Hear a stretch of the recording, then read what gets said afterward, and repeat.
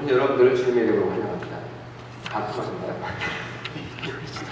밸런스를 맞춰주시지. 하나님.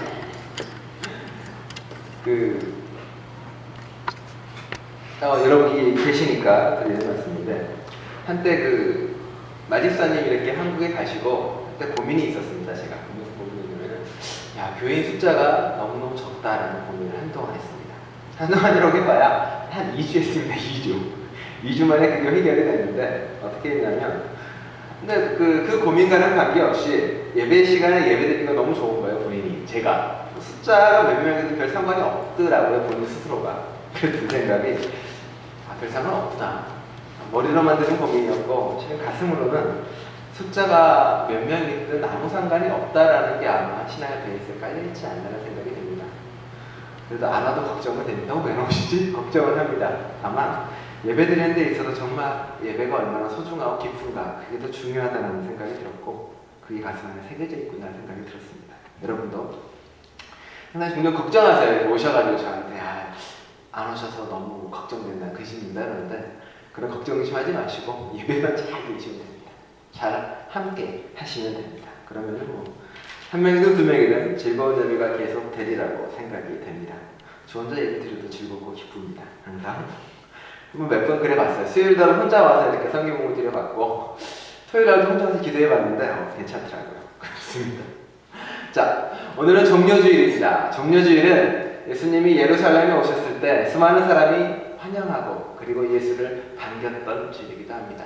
그런데 우리는 그 뒷이야기를 잘 알고 있습니다. 뭐냐면, 반겼던 수많은 사람들이 예수를 못 받고 예수를 죽이라고 외치게 됩니다. 왜 그런 일이 벌어졌을까요? 왜 환영했던 그 수많은 사람들은 금방 뒤돌아서고 금방 예수를 못 박자고 외쳤을까요? 예수를 환영했던 그 사람은 과연 예수를 환영한 걸까요? 아니면 자기 안에 있던 어떤 욕망의 충족이나 자기 안에 바라고 있던 소원이 이루어질 거라는 것을 환영을 했을까요? 그 생각을 해봅니다. 아마 그들이 환영한 예수는, 그들이 반겼던 예수는 진짜 예수가 아니라 아마 자기가 보고 싶었던 예수, 자기가 원했던 예수, 그리고 자기가 기대했던 예수였던 것 같습니다. 그리고 그게 배신당하자 그들은 예수를 못 받고 죽이라고 외치게 됩니다. 이런 일은 종종 우리 일상에서도 벌어집니다. 우리 종종 그런 말 많이 하지 않나요? 결혼생활 좀 하다가, 연애 때는 안 그랬는데 어떻게 네가 그럴 수가 있어? 별로 안 들어본다고 했는데 저는 많이 들었습니다. 그래가지고 이럴 수가. 배신감. 서로에게 이야기합니다. 어떻게 네가 그럴 수가 있어? 이렇게 서로에게 이야기합니다. 실은 그런 거죠. 과연 그 사람이 변한 걸까요? 내가 변한 걸까요? 실은 그렇지는 않은 것 같습니다. 변했다기보다도 잘못 본 거죠. 잘못 본 거거나 혹은 내 욕심이었던 것도 있습니다. 이 사람이 이렇게 될 거야 라는 기대치, 혹은 이 사람이 영원히 이 모습일 거야 라는 어떤 바람, 그런 것들이 그 사람에 대한 배신감과 그 사람에 대한 어떤 걸로 다가온 것 같습니다. 현재를 바라보기보다는, 현재 그 사람을 바라보기보다는 과거의 어떤 모습을 통해 비춰보거나 혹은 미래의 어떤 그 대상을 통해서 그 사람을 보거나 그 사람을 판단하거나 그 사람을 종종 결정하기도 하는 것 같습니다.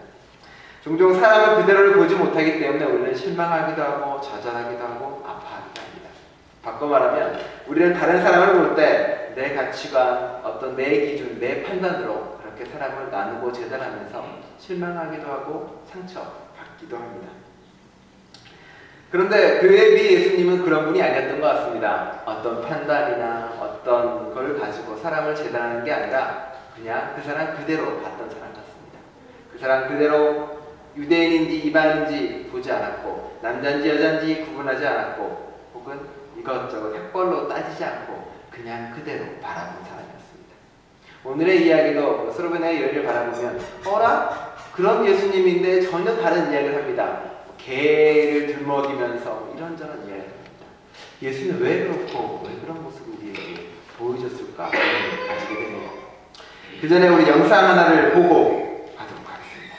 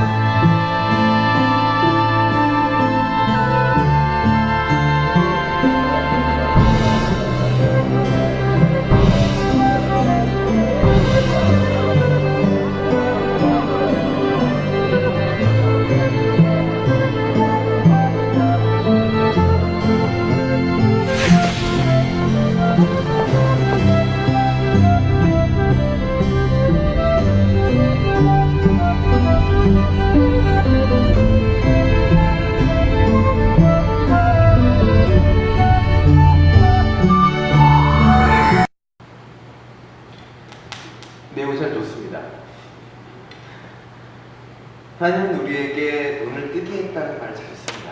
그 얘기는 보게 하고 제대로 볼 수 있게 만드는 겁니다. 뭐가 진리인지 보게 하는 거고, 차별의 눈에서 우리를 해방시키는 거고, 그리고 판단의 눈에서 우리를 해방시키는 거고, 내가 싫어했던 사람, 내가 미워하는 사람의 그 가운데 있는 하나님을 보게 하고, 내가 절망했던 것, 내가 포기했던 것들이 할 수 있는 거라고 보게 만드는 겁니다.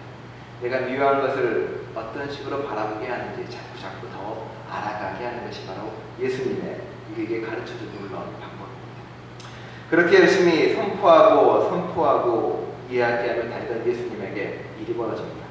오늘의 기적 이전에는 어떤 일이 벌어지냐면, 저번에 말씀드렸지만 바다를 건너고 예수님이 이제 무리를 걸어갑니다. 그 다음에 이방 지역으로 건너갑니다. 조금 이제 말씀에 문제가 있는데, 하나는 도착한 곳이 목적지랑 다른 곳에서 일을 하고 있습니다. 어쨌든 그런 일을 하면서 실은 논쟁이 벌어지기 시작합니다. 즉 바리새파랑 이런 사두개인들이 와서 예수에게 이야기합니다. 예수의 제자들이 손도 안 씻고 이렇게 떡을 먹는 걸 보고 지적하는 겁니다. 야, 너는 그렇게 부정한 손으로 왜 떡을 집어먹느냐? 너는 율법을 왜 안 지키느냐? 너희 제자들은 왜 하나님이 가르쳐준 계명을 그렇게 어기느냐라고 이야기합니다. 예수님이 그에게 대답을 합니다. 율법이 너희를 더럽게 하는 것이 아니라 네가 입에서 나오는 것이, 너희 안에 있는 것이 너를 더럽게 한다는 거예요. 여러 가지 있습니다. 탐욕, 음행, 나쁘게 바라보는 것, 판단하는 것, 욕하는 것, 모든 것들이 너를 나쁘게 한다라고 이야기합니다. 바리새파와 싸우고 사두개파와 싸운 예수님은 이제 발걸음을 다시 이방인에게 돌리기 시작합니다. 그런데 그냥 바로 가는 것이 아니라 처음에는 집안에 그냥 이렇게 숨어 있습니다. 아무도 모르길 바랍니다. 아마 예수님도 이제 자신의 결단이 필요하고 뭔가 고민할 게 있고 뭔가 해결할 게 있나 봅니다. 이렇게까지 싸워가면서 내가 계속 보는 걸 가르쳐야 되는지, 이렇게까지 해가면서 내가 해야만 되는지 고민해야 되는 그런 시간이었을 수도 있습니다. 늘 이야기하지만 예수님은 또 처음부터 완전해진다거나 처음부터 완전한 모습으로 등장하는 게 아닙니다. 수없이 시행착오를 거치고 수없이 바꿔가며 변화돼가며 성장해 나가는 것입니다. 이 여인에게도 똑같은 사건이 벌어집니다. 한 곳에 있고 고민하고 여전히 발걸음을 떼지 못하는 예수에게 스로베니게 여인이 다가옵니다. 그래서 자신의 딸에 대한 이야기합니다. 늘 이야기하지만 기적은 그 한 사람의 이야기가 아닙니다. 이 여인은 그 당시 두 지역 사람을 대표하고 있습니다. 이방 여인이고 또한 자신의 자녀는 더러운 영에 걸려 있습니다. 더러운 귀신이라고 표현되어 있는데, 더러운 귀신은 뭡니까? 아까 그 전에 예수가 말했던 것처럼 분노가 있고 악한 행하고 있고 음행이 있고 그런 모든 걸 이야기하고 있습니다. 그런데 이 여인은 스스로가 죄라고 이야기합니다. 스스로가 죄인이라고 말하는 사람입니다. 바꿔 말하면 요 전에 논쟁을 했던 바리새파 사두개파처럼 스스로가 옳다고 주장하거나 스스로가 의인이라고 주장하거나 스스로가 맞다고 주장하는 그 사람이 아니라, 이 여인은 자신이 죄인임을, 자신이 잘못된 것임을, 자신이 무릎 꿇어야만 되는 존재임을 알았던 존재입니다. 그래서 그는, 그의 딸은, 그의 후손은, 그 지역은 더러운 영이 쫓아나가고 새로운 걸로 변화되고 바뀔 수 있었음을 우리에게 보여주고 있습니다. 우리는 죄인이라는 단어를 그렇게 좋아하지 않습니다. 너희가 죄가 있다, 잘못되어 있다는 말을 그렇게 달갑게 여기지 않습니다. 왜 내가 옳은데, 내가 바른데라고 생각을 합니다. 하지만 주님은 우리에게 다시 한번 말합니다. 아니다. 네가 틀렸다. 우리 안에 잘못된 것이 있고 너의 모든 안에 있는 것이 너를 더럽게 만드는 것이다. 그러니 그것을 내려놓고 너희가 낮은 자임을 인정할 때, 너희가 낮은 자임을 깨달을 때, 거기가 바로 구원의 길이라고 이야기합니다. 스로베니케 여인의 그 사건은 예수에게도 깨달음이지만 수많은 제자들에게도 동일한 깨달음입니다. 내가 낮아지고 내가 죄인임을 알아가고 그리고 내가 어떤 존재인지 알게 될 때, 거기서부터 우리의 모든 것들이 없어지고 모든 것이 깨끗해지고 모든 것이 출발이 이루어진다고 합니다. 바로 여인의 그러한 내려놓은 그러한 것이 자신들의 딸을 낳게 하고 그 후손들이 이제 구원의 길로 들어서게 되는 것입니다. 또 다른 이야기를 이야기할 수 있습니다. 그 여인은 자신의 딸을 위해서 무릎 꿇고 주님 앞에 나옵니다. 자존심도 버리고 모든 걸 버리고 나오는 사건입니다. 우리는 만나기만 하면 주로 이렇게 큰 문제에 관해서 이야기 나눕니다. 밑도 끝도 없이 이어지는 어떤 정치 이야기나 통일, 세계, 평화, 전쟁, 저도 주로 그런 얘기 많이 합니다. 그런데 정작 우리는 자기 집안 식구가 무슨 고민을 하고 어떠한 아픔이 있는지를 잘 깨닫지 못할 때가 많습니다. 아내의 남편의 고민과 남편의 아픔을 같이 나누지 못할 때가 많습니다. 아내의 아픔을 같이 나누면 소파에 앉아서 이렇게 TV 채널만 돌리는 그런 일은 못하겠죠. 그렇죠? 남편의 아픔을 같이 나누면 맨날 잔소리하고 뭐라고 하지 못하겠죠. 같이 나누고 이런저런 이야기를 할 수 있겠죠. 자녀의 아픔을 같이 나눈다면 뭐라고 하기보다는 같이 이야기하고 대화하는 시간이 늘어나겠죠. 누군가 이야기하는 것처럼 도스토옙스키가 그 무관심이라는 책에서 이렇게 이야기합니다. 기독교인은 온 세계를 다 사랑하지만 가장 가까이 있는 사람은 사랑하지 않는다. 왜냐하면 온 세계를 사랑하는 건 쉽습니다. 그냥 기도하거나 혹은 잠깐 도네이션 한다거나 그렇습니다. 하지만 가까운 사람을 사랑하기 위해서는 시간이 필요하고 물질이 필요하고 내어놓음이 필요하기 때문에 쉽지 않다는 얘기입니다. 스로베니아 그 여인은 자신의 딸을 위해 모든 걸 내려놓고 주님 앞에 나옵니다. 그리고 자기를 놓고 자기가 괴고 자기가 죄인이라는 걸 자복함으로 그로 인해 치유가 이루어지고 기적이 벌어지는 것입니다. 모든 사람이 힘들고 어려울 때 여인은 희망의 단초조차 보이지 않을 때 자신을 내려놓고 나옵니다. 자신의 잘못과 자신의 어리석음을 내어놓습니다. 그런 거기서부터 구원이 시작되고 거기서부터 새로운 것이 시작합니다.